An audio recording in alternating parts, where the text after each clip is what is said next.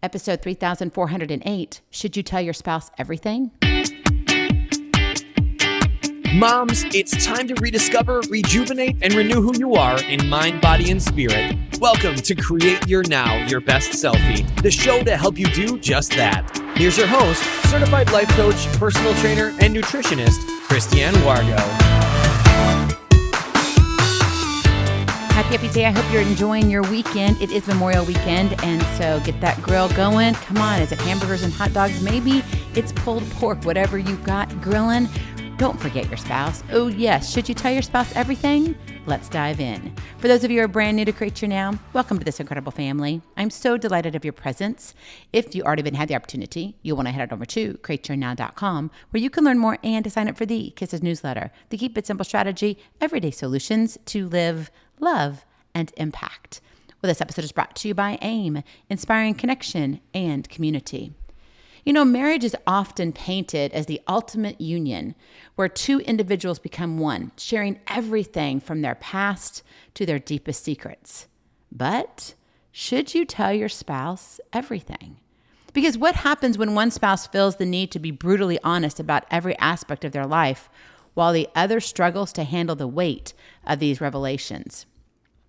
How many times have you had a conversation with your spouse? And maybe it was just, I want to tell you about my day, what happened at work. Or maybe it was a situation at the mall. Oh, wait, do malls even exist anymore? Okay, we'll leave that for another episode. Maybe it was an altercation that happened at the grocery store. And it was just this deeper conversation. And you're like, I just want to tell somebody. And it doesn't want to be, my girlfriend. I want it to be my spouse. But yet you told your spouse and you kind of got the cold shoulder. Have you ever been in that position? The question of whether to tell your spouse everything is a complex one. And it's finding that right balance in a relationship. It's going to be challenging. There isn't a one size fits all. So as we talk about this, understand, this is not about me telling you that you shouldn't tell your spouse everything, or me telling you that you should tell your spouse everything. This is about you thinking more deeply as to what am I telling my spouse, and do I really need to tell my spouse everything? Or when I do tell my spouse and I share something, where does it come from? How is it being received? Because a lot of times we just vomit all over our spouses. Have you ever done that? Not literally. Okay, I'm sorry if you're eating, by the way.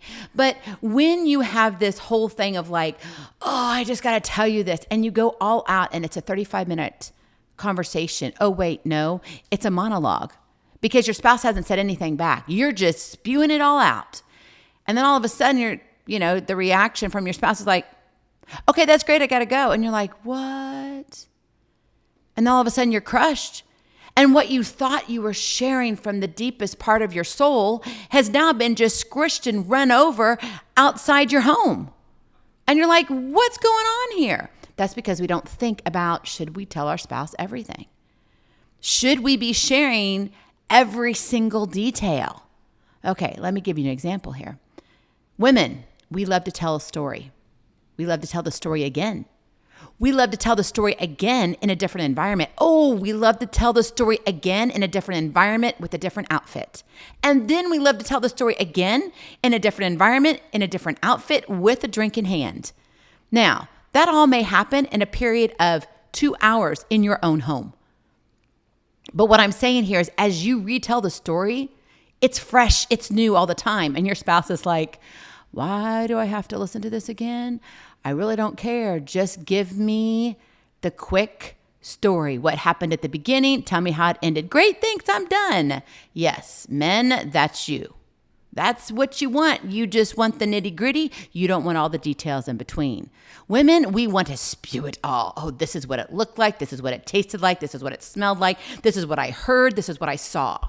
And then you want to tell it again and again and again and again.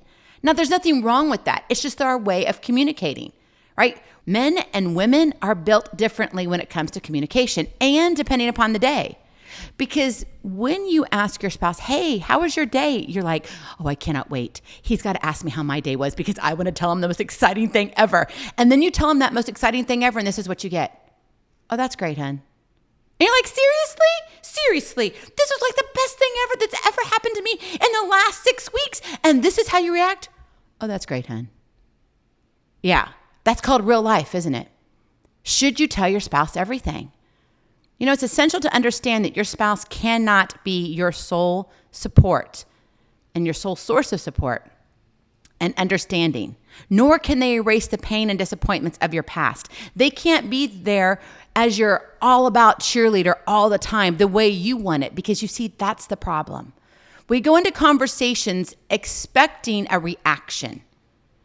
And so we're already failing them. I know. You're like, but wait, I thought you were talking about me. Nope. We're going to flip the script here. We got to think about how our spouse feels. You know, do they really want to get all the spewing of all of our stuff that happened? If they don't, then give them the short script. Give them the nitty gritty, just what happened. Hey, I went into work. My boss was awesome. They said my project was out of this world. They've never seen anything like it. And guess what? I'm getting a $10,000 raise. What? That's all they're going to care about. They're going to hear the $10,000 raise. And they're going to be, yeah, to the roof. Okay, great. What bills can we pay off? And you're going to be like, but I want to tell you all on how it happened. No, maybe you need to go share that with your girlfriend, your bestie. Because in all honesty, your spouse, it's not that he doesn't care. He just doesn't want all those nitty gritty in between details. He just wants the brass tacks. Tell me what really matters. The beginning and give me the conclusion, the end, nothing in between. Now, I know you're like, but he's such a movie guy and he loves to know all the stuff. Yeah, because it's a movie. We're talking about real life here. And if your life was a movie, then he may want all the details. Now, I know some of you men who are listening right now, you're saying, Christiane, that's not how I feel. Okay, think about this the next time your spouse comes to you and your wife says, hun, I've got something to share with you. What do you really want? Think about what you're thinking about when she makes that statement. I'm telling you where your mind's going to go. I know it. And if it doesn't, great, celebrate it and say, wow, I'm a really awesome dude. Like, I go above and beyond the average guy. And yes, you do. So when you're looking at the whole idea as to how much do I share, what do I tell my spouse? Should I tell my spouse everything? You might need to consider the positioning of your spouse. That is your KISS to keep it simple strategy. Consider the positioning of your spouse, which means, yes, you're putting them first. I know that's unfair, isn't it? But you see, marriage is not about balance. It's not a 50-50 split. Sometimes it's a 70-30. Sometimes it's a 30-70. Sometimes it's a 60-40 or 40-60. Or maybe it's a 10-90. I hate those days, don't you? Yeah, me too. But that's the reality of marriage. It's not a balance. It's about coming together and being there and understanding how each of you communicate and what you need. And so when you look at, should I tell my spouse everything, you've got to consider the positioning of your spouse. If your spouse absolutely loves every single detail, then continue sharing every detail. But if your spouse all of a sudden picks up his phone in the middle of your conversation and starts looking at Reels or whatever, Snapchat, or maybe sending something on X, whatever it is, okay, that's a clue. Pay attention to it. Consider the positioning of your spouse. Because otherwise, guess what happens? You get flustered. I know, I've been doing this for decades. And boy, do I get flustered. I am like so excited. Hun, you will not believe what has happened with Create Your Now. The opportunity and what's happened. And he's like, yeah, okay. I mean, that's his excitement. He's excited, but that's how he shows it. Okay, hun. Yeah, that's wonderful. And I'm like, you should be bouncing off the wall. This is amazing. The opportunity is out of this world. Like, only God could do this. And he's like, yeah, that's fabulous, hun. I'm like, seriously, show some emotion here. But again, that's me putting my expectations on my husband. That's wrong. That's wrong. And then what happens? What I thought was exciting now becomes deflated on my end because I'm like, I guess maybe it wasn't that great. And then you start thinking, gosh, do I really have anything to offer the world? I mean, then you go into the spiral. It's real life, right? And you wonder why you can be up so high and then down so low in a matter of minutes. But that's called communication in marriage. Consider the positioning of your spouse. So what does this look like in real life? Because you're like, Christiane, I need help. I know, me too. So this is not just for you, it's for me too. It's a great reminder. And when you think about what you need to do in regards to how you communicate, the next time you actually have a conversation, I want you to think about how you present it. I want you to think about how you position it. And I want you to think about the presence of your spouse. That's a lot of P's, isn't it? I know. So those are 3 things I want you to think about. That's a lot. So come back here and listen to this episode. Just fast forward it to this position right now here, which is about, I think, 10 minutes in or so. And you can say, okay, I need to hear this again and again and again and again. And then take notes, put it on a Post-it. Because when you learn this, let me tell you, it will be freeing to your mind, body, and spirit. You will not feel let down. You will feel heard because you no longer are setting expectations on your spouse. When you do that, you set your spouse up for failure and you yourself will have failure. And you're like, well, where's the success in marriage? I know. That's why we got to talk about this. So consider the position of your spouse. What does it look like in real life? Number 1, choose your timing wisely. Instead of bombarding your spouse with every detail of your past or present struggles all at once, consider discussing sensitive topics when both of you are calm and in a receptive state, which means, do you want to tell your spouse right when he walks in the door from work after a 12-hour day that all this happened? The answer is no. The big N-O exclamation point times infinity. That is not the time, okay? Is it good to have a deep, heated conversation right before bed? The answer is N-O again, all capitalized with exclamation points to infinity. Set aside some dedicated time for open and honest conversations. And when you do that, it can prevent overwhelming your partner, even overwhelming your own emotions. Because if you are not received, right? Remember, we're positioning here. If you are not received in a certain manner, what's going to happen? You're going to be like, oh man, he's mad at me. Or, oh, and you've got all these things going on in your mind. In reality, it may just be, I'm just too tired to listen. I'm exhausted. I've been working for 12 hours. I come home, and by the time I get through traffic and all of this, I just want to eat and I just want to chill out, and I don't want to have to think. I don't want any things regarding decisions. And so something that may be so exciting and means so much to you may have to wait 3 or 4 days before you can share it. Yes, I kid you not. Gary Chapman, the author of The 5 Love Languages, says communication is the key to a vibrant relationship. When we understand and speak each other's love language, we're telling our spouse that they matter. Your story matters in life, but how your spouse is positioned matters how your story is received. And I know it seems unfair, but if you understand how your spouse receives your stories, what happens in your everyday, that's going to save you a lot of heartache, a lot of hurt, a lot of, why didn't he act like this? Or why didn't she do this? Choose your timing wisely. Number 2, practice active listening. Encourage your spouse to share their feelings and concerns about the information you're disclosing. Meaning you're setting them up for success, saying, I want to get your input. But, and this is a big B-U-T, not a double T, just a 1 T, a big but. Do not put expectations on their reactions or their input, because you will be disappointed.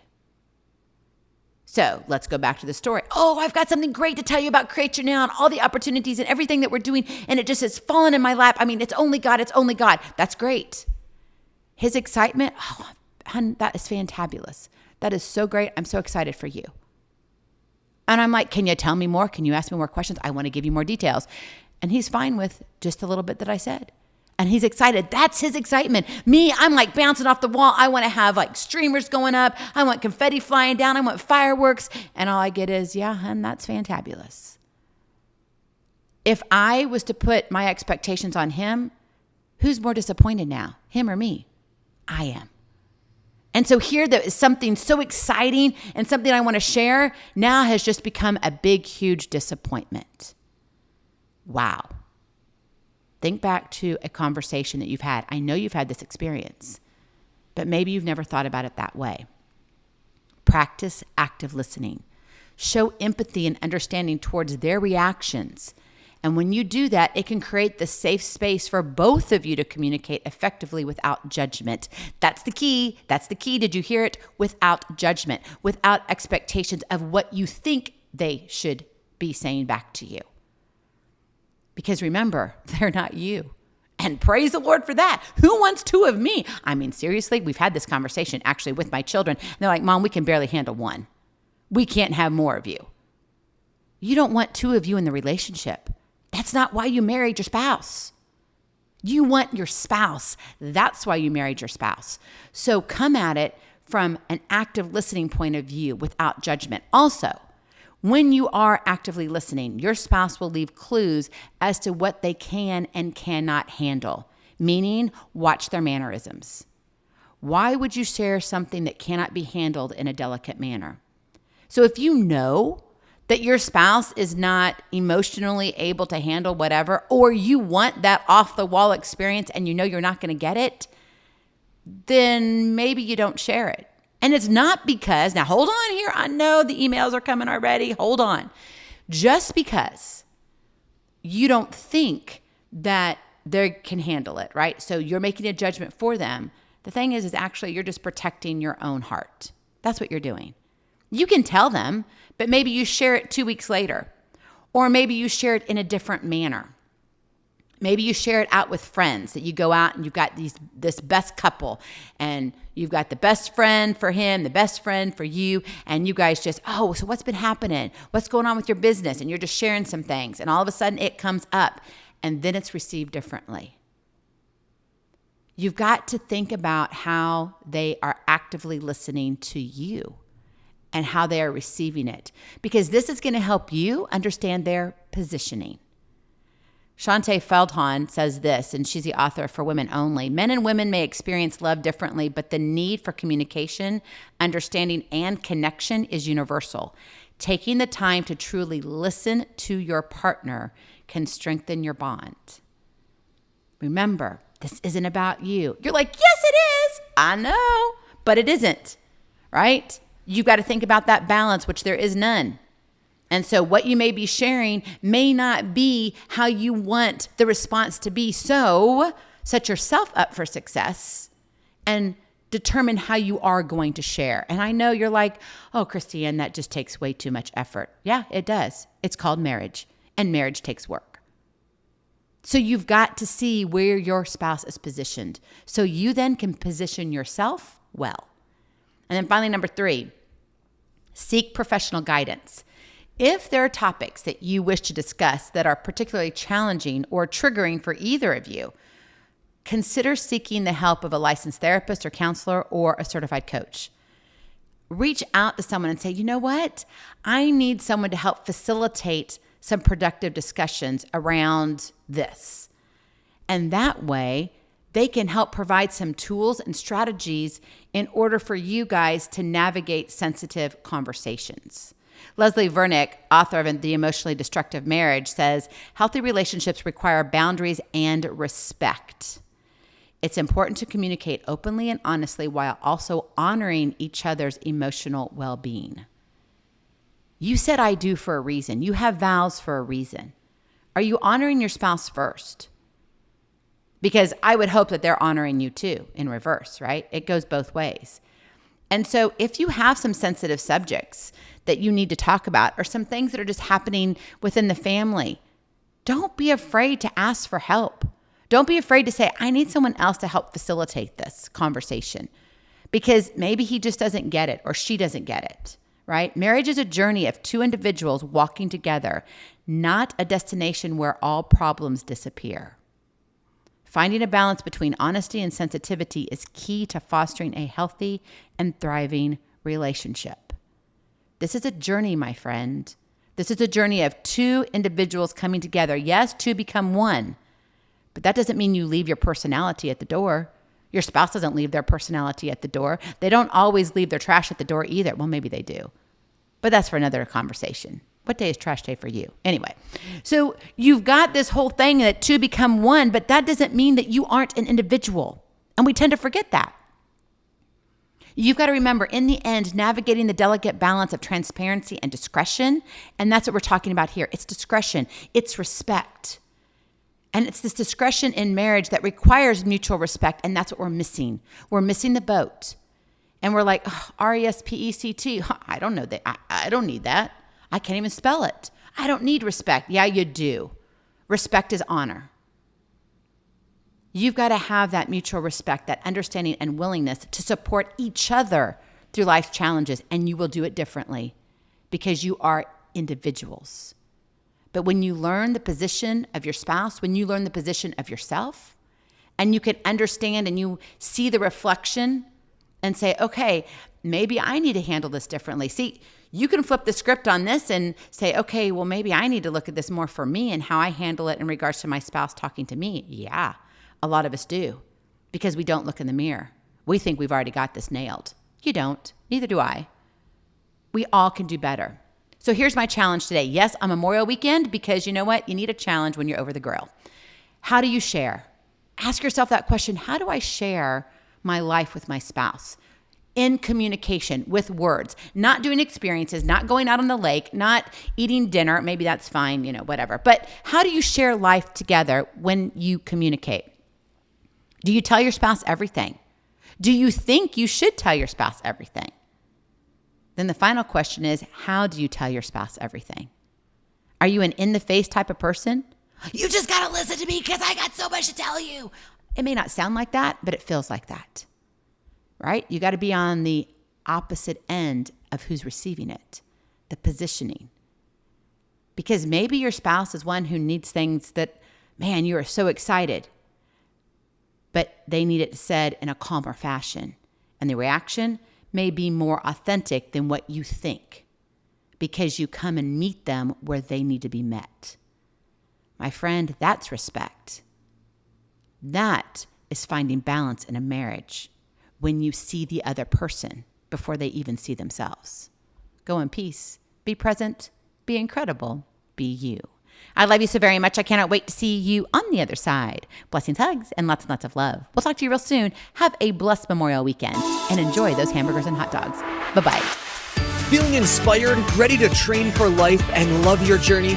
Visit createyournow.com for more incredible resources to help you along the way. We'll see you next time on Create Your Now, Your Best Selfie. And remember, always be sure you consult your physician before beginning any health and fitness plan.